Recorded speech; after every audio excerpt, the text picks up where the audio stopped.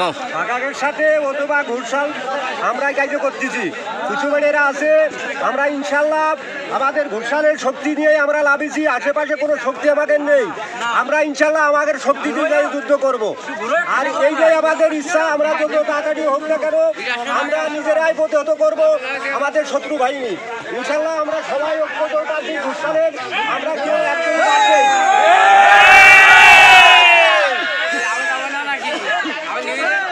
আমাদের কিছু বন্ধন আছে হাট নিয়ে, আমাদের হাটে 1% দেওয়া হবে না। এই উপলক্ষে আমরা হাট যে কোনো কায়দায় আমাদের কবজায় নিয়ে আসবো, এই প্রত্যাশা করতেছি ইনশাল্লাহ।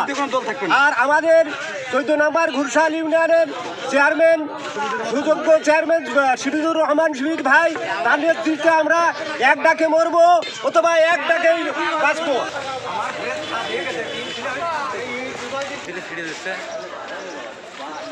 কি করি তাই দেখছো। এই পাশে একটু সরাই থো।